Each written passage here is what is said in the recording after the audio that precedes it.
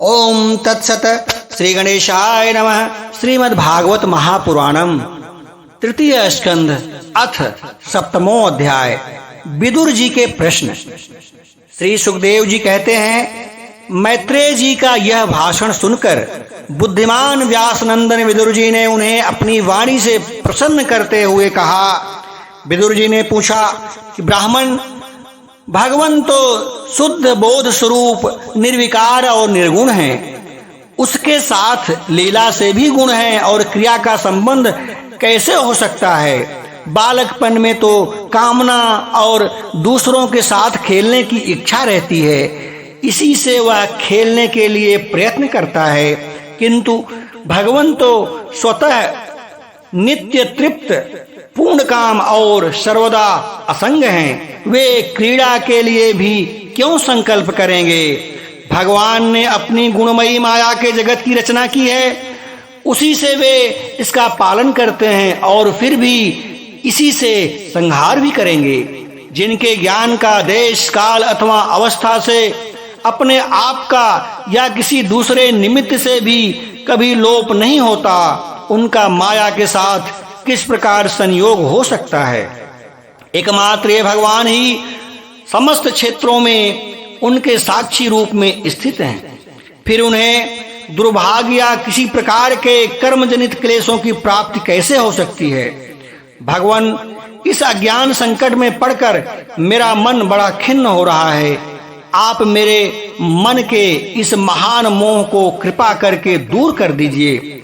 श्री सुखदेव जी कहते हैं, तत्व जिज्ञासु विदुर जी की यह प्रेरणा प्राप्त कर अहंकारहीन श्री मैत्रेय जी ने भगवान का स्मरण करते हुए मुस्कुराते हुए कहा। श्री मैत्रेय जी ने कहा, जो आत्मा सबका स्वामी और सर्वथा मुक्त स्वरूप है, वही दीनता और बंधन को प्राप्त हो। यह बात युक्ति विरुद्ध अवश्य है, किंतु वस्तुतः यही तो भगवान की माया है। जिस प्रकार स्वप्न देखने वाले पुरुष को अपना सिर कटना आज व्यापार न होने की आज्ञा के कारण सत्यवत भासते हैं, उसी प्रकार इस जीव को बंधनाद से न होते हुए भी अज्ञानवश भास रहे हैं। यदि यह कहा जाए कि फिर ईश्वर में इनकी प्रतीत क्यों नहीं होती, तो इसका उत्तर यह है कि जिस प्रकार जल में होने वाली कंप आदि क्रिया जल में दिखने वाले चंद्रमा के प्रतिबिंब न होने पर भी भासती है, आकाश चंद्रमा नहीं, उसी प्रकार देहाभिमानी जीव के ही देह के मिथ्या धर्मों की प्रतीत होती है, परमात्मा में नहीं। निष्काम भाव से धर्मों का आचरण करने पर भगवत कृपा से प्राप्त हुए भक्ति योग के द्वारा यह प्रतीत धीरे धीरे निवृत्त हो जाती है। जिस समय समस्त इंद्रियां विषयों से हटकर साक्षी परमात्मा श्री हरि में निश्चल भाव से स्थित हो जाती हैं, उस समय गाढ़ निद्रा में सोए हुए मनुष्य के समान जीव के राग द्वेष आदि सारे क्लेश सर्वथा नष्ट हो जाते हैं। श्री कृष्ण के गुणों का वर्णन एवं श्रवण अशेष दुख राशि को शांत कर देता है।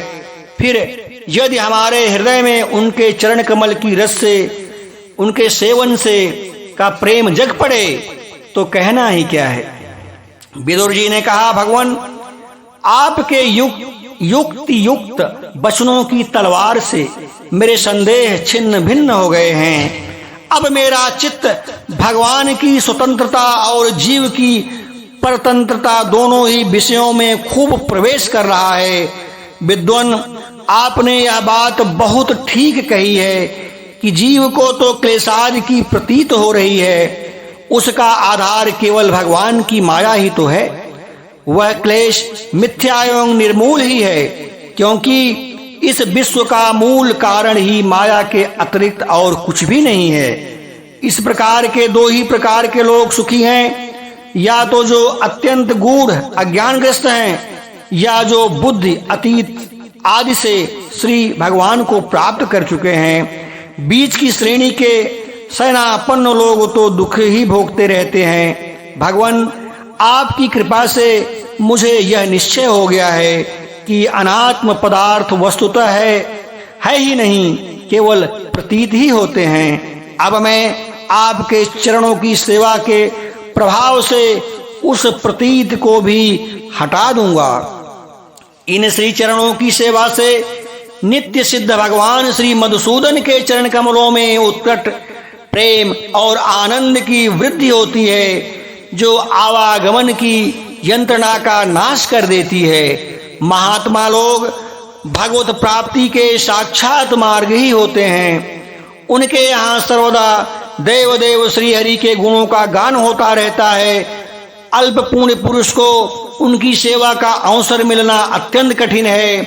भगवान आपने कहा है कि सृष्टि के प्रारंभ में भगवान ने क्रमशः महदादि तत्व और उनके विकारों को रचकर फिर उनके अंशों से विराट को उत्पन्न किया और इसके पश्चात वे स्वयं उसमें प्रविष्ट हो गए हैं। उन विराट के हजारों पैर, जांघें और बाहें हैं। उन्हीं को वेद आदि पुरुष कहते हैं। उन्हीं में ये सब लोक विस्तृत रूप में स्थित हैं। उन्हीं में इंद्रिय विषय और इंद्रियाभिमानी देवताओं के सहित 10 प्रकार के प्राण का जो इंद्रिय बल, मनोबल और शारीरिक बल के रूप में 3 प्रकार के होते हैं, आपने वर्णन किया है। और उन्हीं से ब्राह्मणादि वर्ण भी उत्पन्न हुए हैं। अब आप मुझे उनकी ब्राह्मणादि विभूतियों का वर्णन सुनाइए, जिनसे पुत्र, पौत्र, नाती और कुटुंबियों के सहित तरह तरह की प्रजा उत्पन्न हुई और उससे यह सारा ब्रह्मांड भर गया। वह विराट ब्रह्मादि प्रजापतियों का भी प्रभु है। उसने किन किन प्रजापतियों को उत्पन्न किया तथा सर्ग, अनुसर्ग और मनवंतरों के अधिपति मनुओं की भी किस प्रकार से रचना की। मैत्रेय जी उन मनुओं के वंश और वंशधर राजाओं के चरित्रों का पृथ्वी के ऊपर और नीचे के लोकों का तथा भूलोक के विस्तार और स्थिति का भी वर्णन कीजिए, तथा यह भी बताइए कि तिर्यक, मनुष्य, देवता, सरीसृप और पक्षी तथा जरायुज, स्वेदज, अंडज और उद्भिज ये 4 प्रकार के प्राणी किस प्रकार उत्पन्न हुए। श्री हरि ने सृष्टि करते समय जगत की उत्पत्ति, स्थिति और संहार के लिए अपने गुणावतार ब्रह्मा, विष्णु और महादेव जी के स्वरूप में जो कल्याणकारी लीलाएं की हैं, उनका वर्णन कीजिए। वेश, आचरण और स्वभाव के अनुसार वर्णाश्रम का विभाग, ऋषि मुनियों के जन्म कर्म आदि वेदों का विभाग, यज्ञों का विस्तार, योग मार्ग का, ज्ञान मार्ग का और उनका साधन, सांख्य मार्ग और भगवान के कहे हुए नारद पांचरात्र आदि तंत्र शास्त्र, विभिन्न पाखंड मार्गों के प्रचार से होने वाली विषमता, नीच वर्ण के पुरुषों से उच्च वर्ण की स्त्री में होने वाली संतानों के प्रकार तथा भिन्न भिन्न गुणों और कर्मों के कारण जीव की जैसी और जितनी गतियां होती हैं, वे सब आप हमें सुनाइए। ब्राह्मण धर्म, अर्थ, काम और मोक्ष की प्राप्ति के परस्पर अविरोधी साधनों का, वाणिज्य, दंडनीय और शास्त्र श्रवण की विधियों का, श्राद्ध की विधि का, पितृगणों की सृष्टि का तथा काल चक्र में ग्रह, नक्षत्र और तारागण की स्थिति का भी अलग अलग वर्णन कीजिए। दान, तप तथा इष्ट और पूर्त कर्मों का क्या फल है। प्रवास और आपत्ति के समय मनुष्य का क्या धर्म होता है। निष्पाप मैत्रेय जी, धर्म के मूल कारण श्री जनार्दन भगवान किस आचरण से संतुष्ट होते हैं और किन पर अनुग्रह करते हैं, यह वर्णन कीजिए।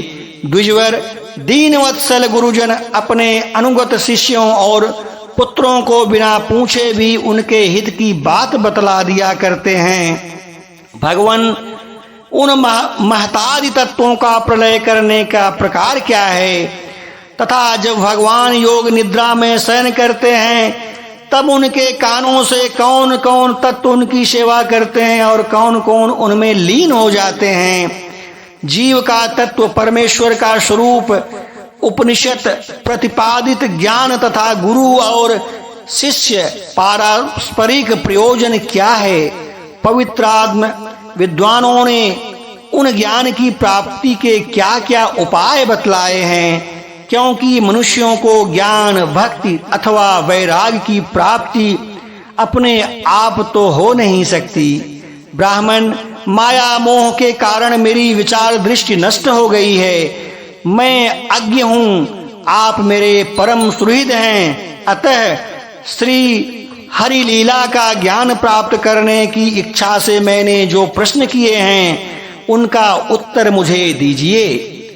पुण्यमय मैत्रेय जी, भगवत तत्व के उपदेश द्वारा जीव को जन्म मृत्यु से छुड़ाकर उसे अभय कर देने में जो पुण्य होता है, समस्त वेदों के अध्ययन, यज्ञ, तपस्या और दानादि से होने वाला पुण्य उस पुण्य के 16वें अंश के बराबर भी नहीं हो सकता। श्री सुखदेव जी कहते हैं कि राजन, जब कुरुश्रेष्ठ विदुर जी ने मुनिवर मैत्रेय जी से इस प्रकार पुराण विषयक प्रश्न किए, तब भगवत चर्चा के लिए प्रेरित किए जाने के कारण वे बड़े ही प्रसन्न हुए और मुस्कुराकर उनसे कहने लगे। श्रीमद् भगवते महापुराणे परमहंस्या संहिताया तृतीय स्कंदे 7वां अध्याय संपूर्णम। बोलो वृंदावन बिहारी लाल की जय।